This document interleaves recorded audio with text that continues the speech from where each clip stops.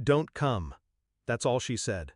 I held the phone to my ear, still and silent, as Mom's voice cooled to ice. "You're not invited to Dad's birthday." She paused, as if expecting a reaction. Anger, hurt, a plea. I gave her silence. Then I smiled. "Got it," I said, and ended the call. Then I canceled the $56,300 trip I had planned. The surprise yacht charter, the private chef, the slideshow of our family photos I'd spent months digitizing from old VHS tapes. None of it mattered now, because Mom had just given me permission to burn the whole thing down. She used to say I was the soft one, the sentimental kid, the one who remembered birthdays, made mix CDs, and cried during movies. She liked me better that way, easy to control, easy to lie to. Dad always told me I had her eyes. I just never realized how blind they were. I started noticing it last year. Phone calls she answered in another room. That flicker of annoyance when I mentioned Dad. How she cut him off mid-sentence or corrected details of her stories that didn't need correcting. It wasn't obvious at first. That's the thing about slow poison. You don't notice you're dying until your heart stops. But what cracked it open was a conversation with Dad 3 months ago. He called me crying, not sobbing, not loud, just quiet, broken. "I think I'm losing her," he said. I asked what happened. "She won't talk to me anymore. She hides her phone." I asked her why you never responded to my messages, and she said you never wanted to hear from me.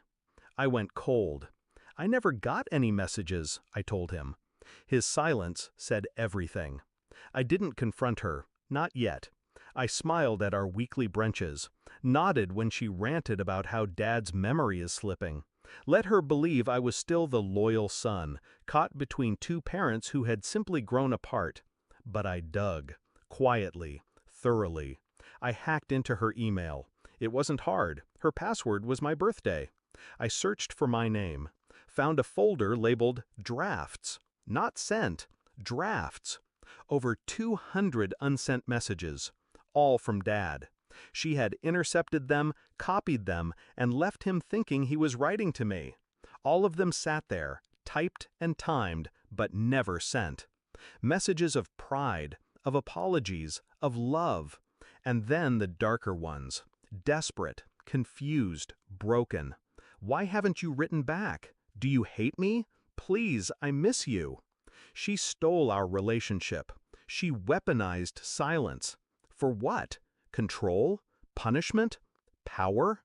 I backed up everything. Then I went further. I found her email to my brother. "Don't tell him we're planning something for Dad. He'll ruin it."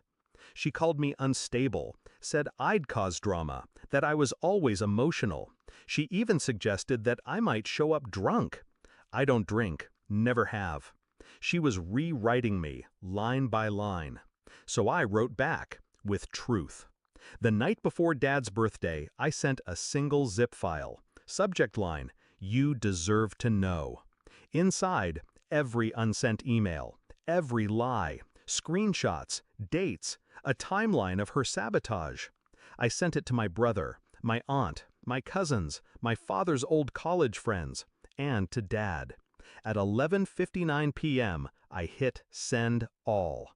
Then I turned off my phone. By dawn, it exploded. 37 missed calls, 11 voicemails, texts from people I hadn't spoken to in years. The family group chat, normally dead, lit up like a war room. Mom had arrived at the party, but no one would look her in the eye. Dad hadn't shown up. He was with me. We sat on my apartment balcony. He wore the same sweater I gave him 10 Christmases ago. He hadn't said much since reading the emails, until now. "She told me you never forgave me," he whispered. "She told me you deleted my number." I turned to him. "She told me you forgot my birthday." He closed his eyes.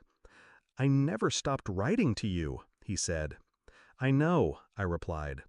Later that evening, he sent one message to the group. "Thank you for the birthday wishes. I spent the day with my son." That was it. Mom tried to spin it, said it was all a misunderstanding, that Dad was confused, that I had hacked her, violated her privacy. No one listened. Truth hits differently when it comes with receipts. I don't feel guilty. I didn't lie. I didn't twist the knife. I just handed it back to her. Dad and I talk every week now. Really talk. He doesn't cry anymore. Neither do I. We're rebuilding something she tried to erase. Not out of revenge, but out of truth. Sometimes justice doesn't need a courtroom. Sometimes it just needs a password and perfect timing. Word count 1002.